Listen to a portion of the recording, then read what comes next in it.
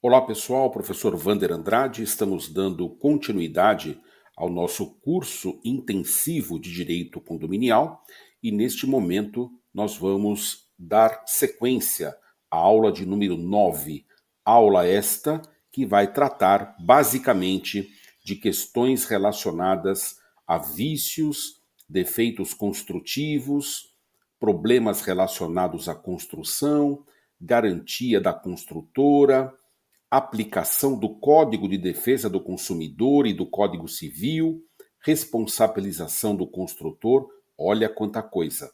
E vamos começar falando de vícios e defeitos construtivos. Inicialmente, tendo como fonte o manual Saúde dos Edifícios, do CREA São Paulo, nós precisamos definir e delinear exatamente a distinção entre vícios e defeitos. Vícios construtivos são falhas que tornam o imóvel impróprio para o uso ou lhe diminuem o valor.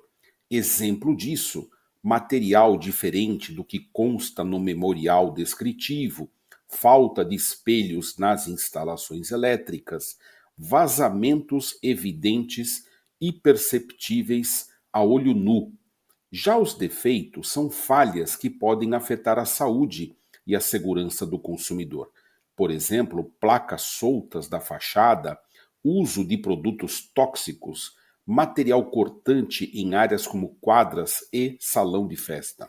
Portanto, quando falamos sobre esses vícios e defeitos construtivos, estamos falando na necessidade do gestor condominial acompanhar exatamente a entrega deste bem, a entrega do edifício, não somente este momento importante, que normalmente vai até se dar para e passo paralelo com a própria instituição do condomínio, com a elaboração da convenção do condomínio, mas basicamente toda a vida útil do imóvel.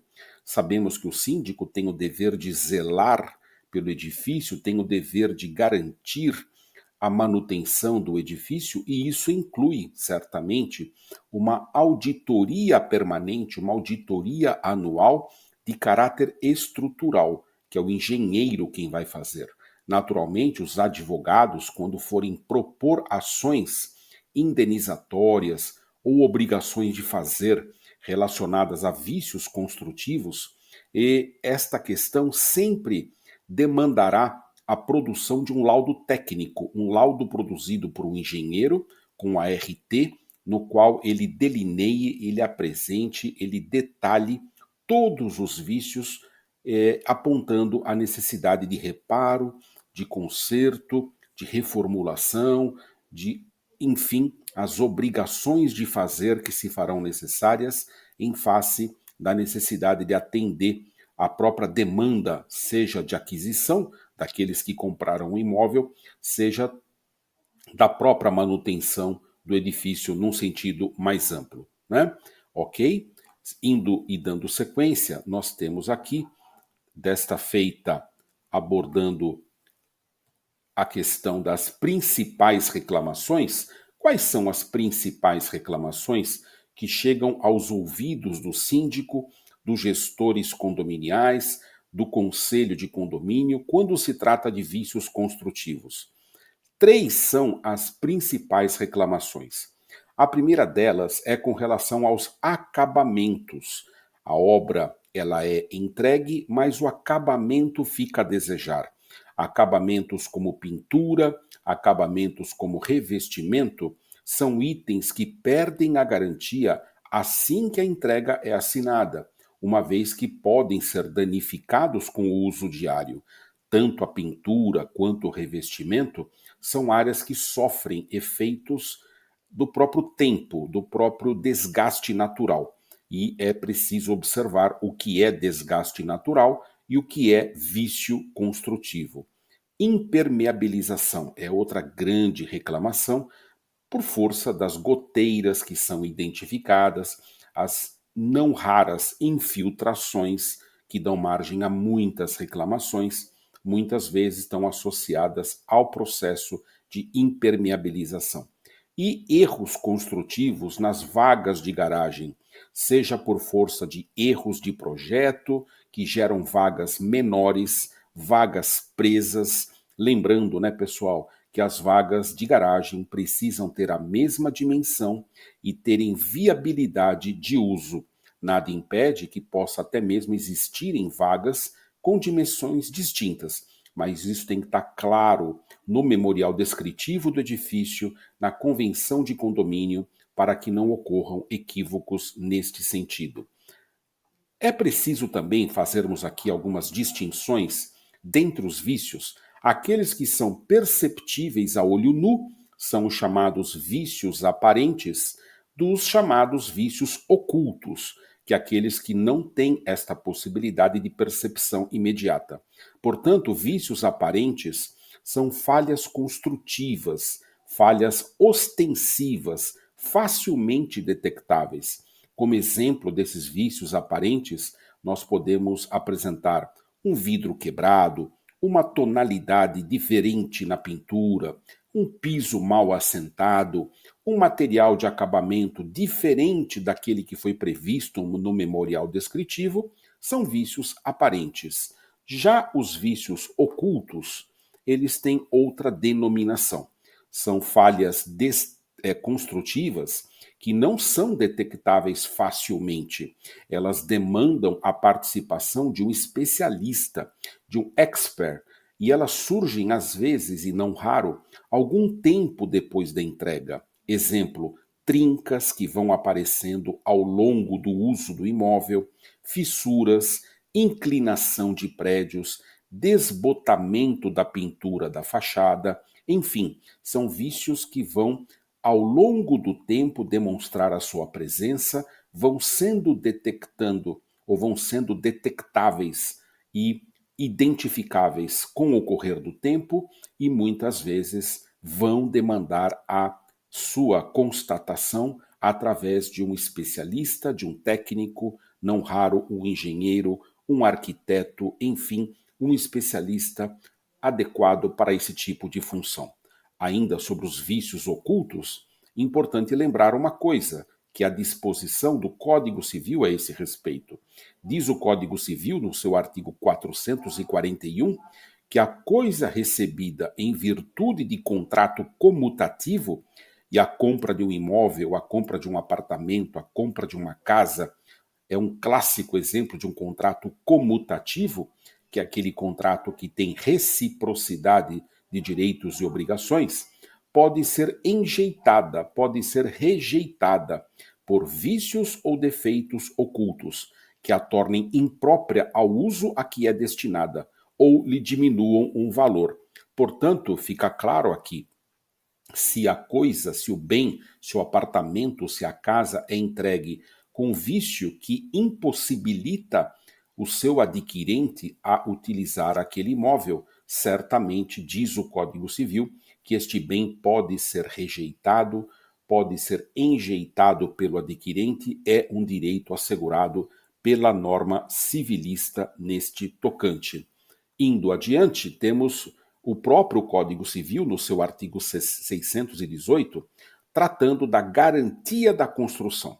Então, diz o Código Civil que nos contratos de empreitada de edifícios ou outras construções consideráveis, o empreiteiro de materiais e execução responderá durante o prazo irredutível de 5 anos pela solidez e segurança do trabalho, assim em relação aos materiais, assim com relação ao solo.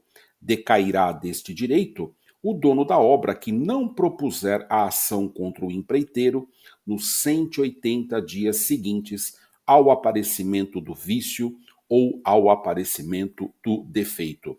Portanto, um dado muito importante e muito relevante, você, advogado, você, gestor condominial, quando detectar a questão de vícios, de defeitos construtivos, é examinar se o edifício ainda se encontra no período de garantia. Portanto, a garantia ela é estabelecida pela lei e a lei estabelece o prazo de 5 anos. É bem verdade que o construtor até pode aumentar esse prazo, não pode diminuir, mas na prática nós não vamos ver este aumento de garantia, até porque durante a garantia a situação de postular, de requerer direitos perante o construtor, perante o empreiteiro, perante o incorporador, ela se torna muito mais fácil para o adquirente, para aquele que tem o direito assegurado pelo Código Civil. Vencida a garantia, ainda é possível postular esse direito, mas não com tanta proteção. Nós vamos ver essa distinção do que significa estar na garantia, do que significa estar fora da garantia.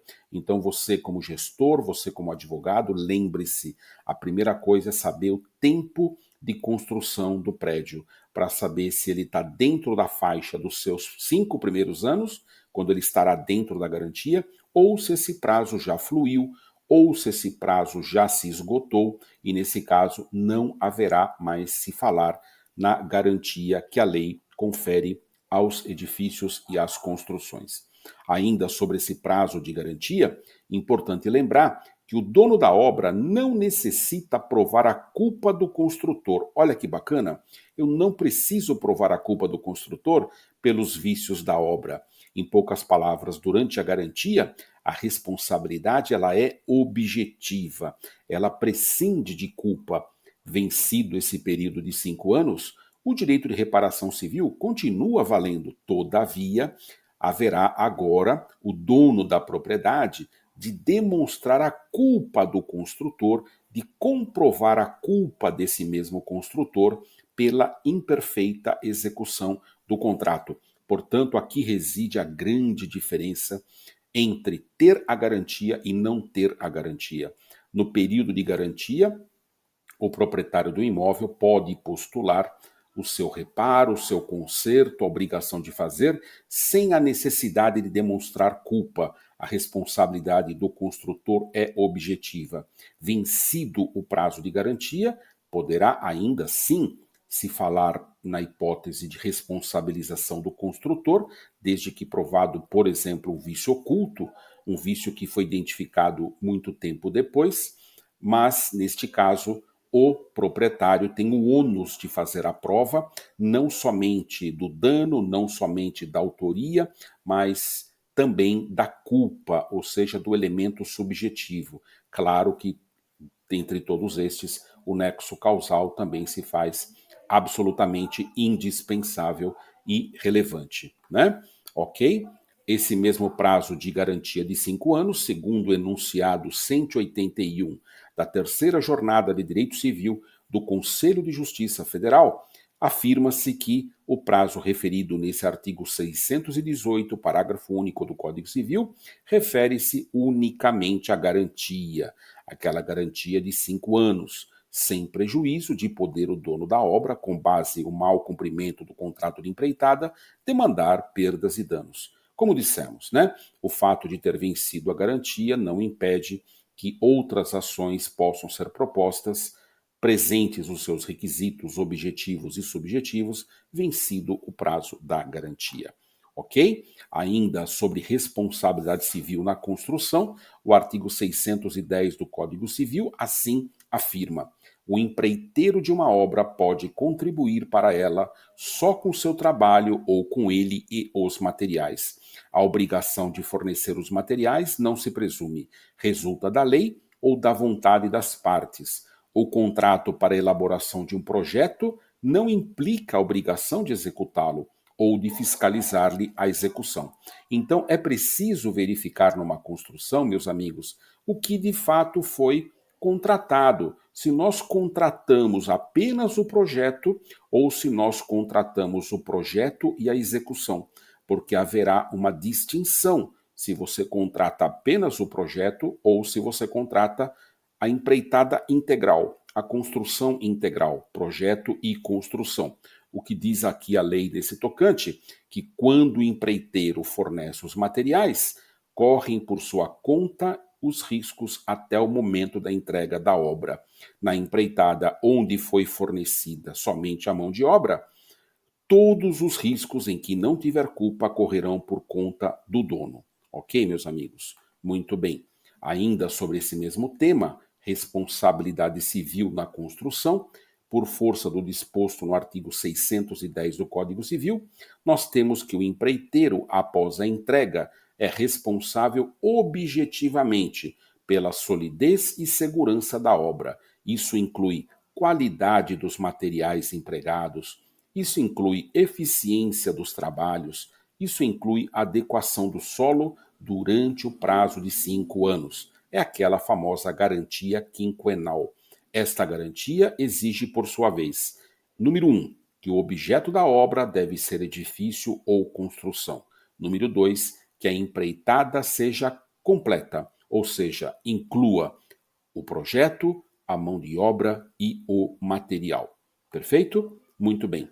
Outro grande drama, outro grande dilema desta questão envolvendo construções, vícios construtivos, defeitos de construção, é se eu posso ou não aplicar o Código de Defesa do Consumidor, se seria o caso de ser aplicado o Código de Defesa do Consumidor, e, para tanto, vamos consultar a lei. O artigo 3º da lei, assim conhecida como Código de Defesa do Consumidor, assim dispõe: o incorporador ou construtor é um fornecedor de produtos, é um fornecedor de serviços. Não importa se é uma pessoa física, não importa se é uma pessoa jurídica, pública ou privada, nacional ou estrangeira, mas se ela vier a desenvolver atividades de produção, montagem, criação, construção, olha a palavra que nós queríamos aqui, construção, então eu estou diante de um produtor ou de um prestador de serviços. Portanto, meus amigos, vamos entender que sim, esta é a resposta que nós devemos dar a esta pergunta.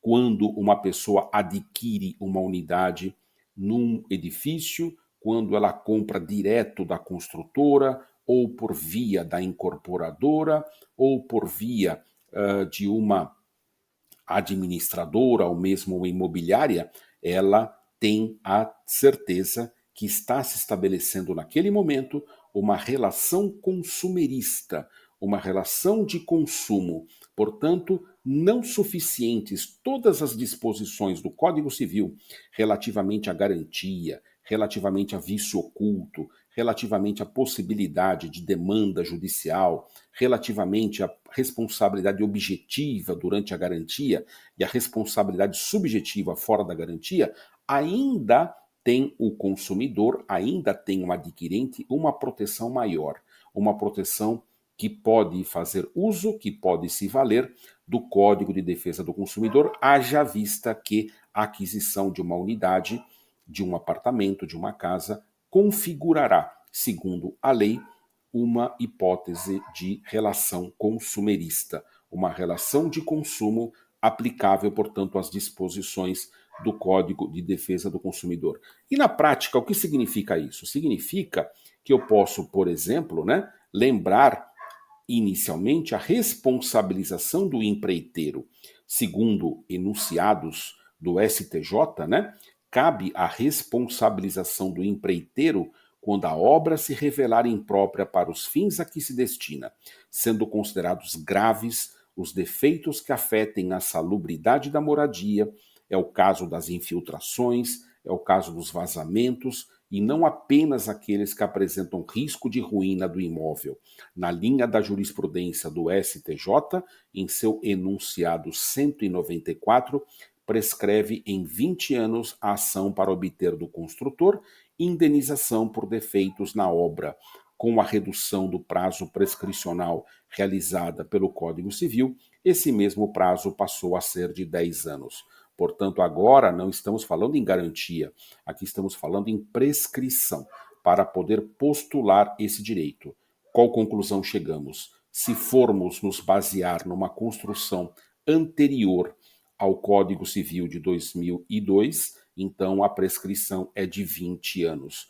A partir de 2002, esta mesma prescrição será de 10 anos. Tá bom? Ok? Agora, falando já e sobre o Código de Defesa do Consumidor, quais são algumas consequências práticas, objetivas, que decorrem da lei tão somente pelo fato de que agora e doravante nós vamos poder aplicar o Código de Defesa do Consumidor. Quais são as vantagens que o adquirente, que o comprador de um imóvel, de um apartamento, poderá usufruir? Vamos ver o que anotamos e vamos comentar. Aqui nós anotamos: o contrato de incorporação tem uma lei própria. É a Lei 4591/64.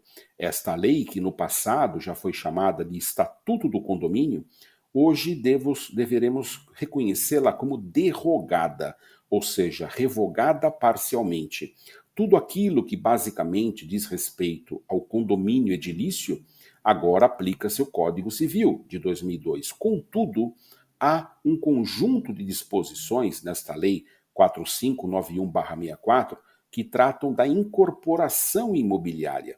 E tudo que diz respeito à incorporação imobiliária ainda está vigente, ainda está valendo, e é nisso que nós estamos nos referindo à incorporação imobiliária. Contudo, mesmo o fato de haver uma lei disciplinando no ordenamento jurídico brasileiro a incorporação imobiliária, isto não impede a aplicação do Código de Defesa do Consumidor, justamente para realçar três grandes aspectos. Número um, o princípio da justiça contratual.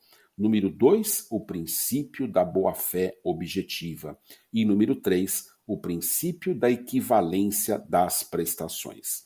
Não somente isso, uma grande vantagem que terá o adquirente, o comprador, o consumidor, por assim dizer, nesta relação do consumo, é exatamente a possibilidade da aplicação do Código de Defesa do Consumidor, por exemplo, no que diz respeito à inversão do ônus da prova e à aplicação do sistema de cláusulas abusivas.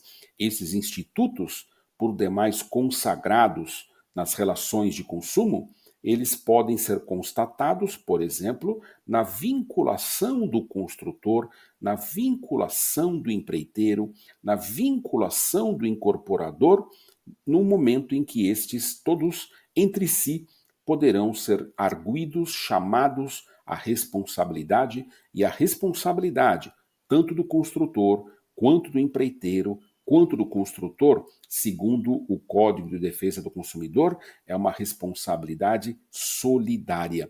Então aqui nós vemos basicamente três grandes aspectos relacionados ao Código de Defesa do Consumidor em sua aplicação na compra de apartamentos, na compra de casas, na verificação de defeitos e falhas construtivas. Número um, a grande vantagem de poder evocar o Código de Defesa do Consumidor fazendo uso do princípio da inversão do ônus da prova, ou seja, é o construtor, é o incorporador que vai ter que provar que aquele defeito não existe. Número 2, se tiver neste contrato cláusulas leoninas, cláusulas abusivas, elas poderão ser arguidas, elas poderão ser apontadas e nada impede que o judiciário determine e nomine estas mesmas cláusulas como inválidas, repute-as nulas e, naturalmente, isso também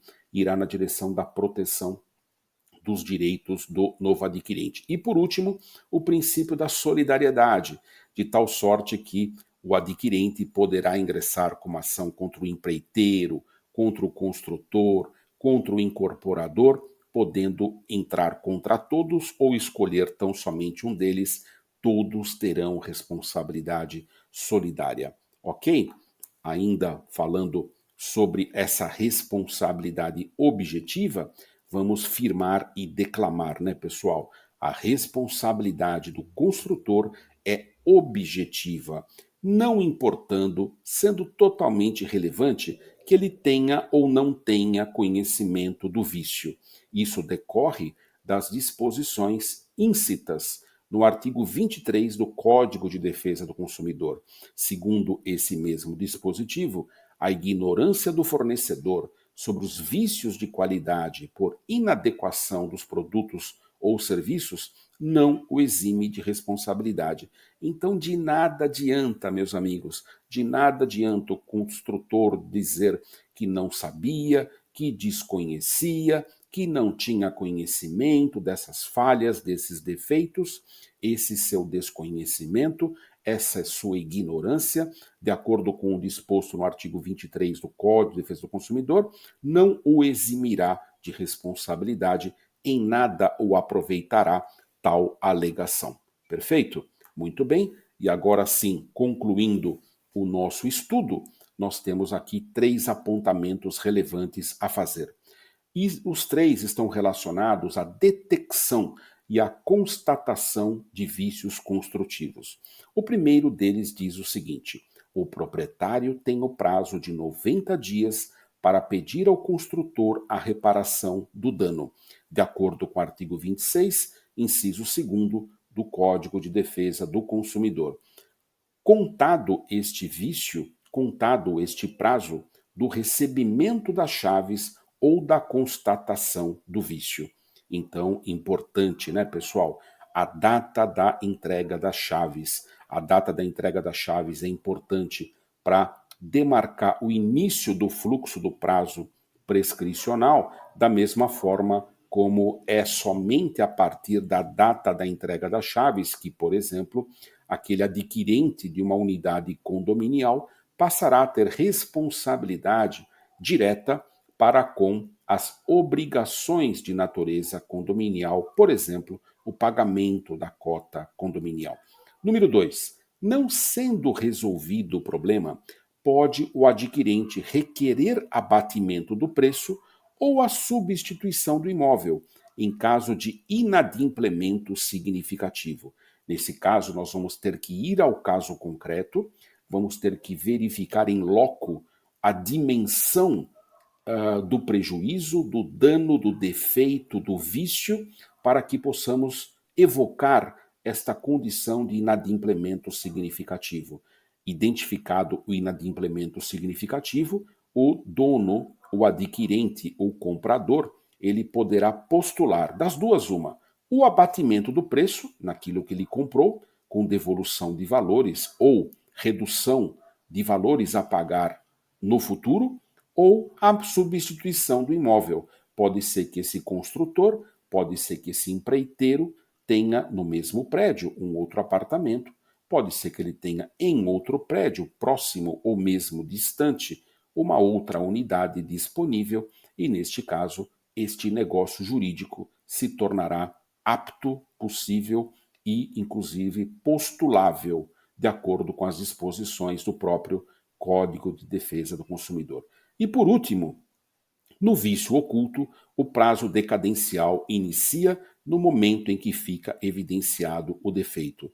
Isso está disposto no artigo 26, inciso 2º, parágrafo 3º do Código de Defesa do Consumidor. Com isso, não estamos afirmando que o adquirente deva preferir o Código Civil em detrimento do Código de Defesa do Consumidor ou vice-versa. Não.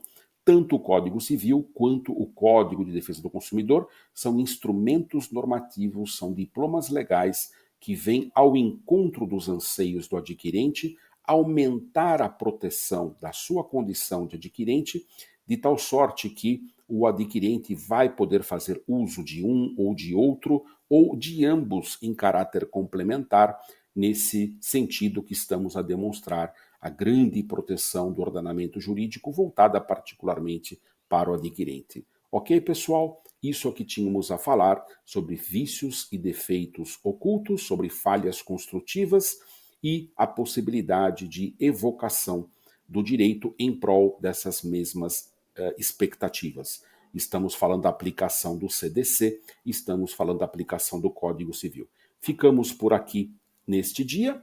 Eu agradeço a cada um de vocês e voltamos em breve para mais um encontro e mais uma aula. Um grande abraço a todos.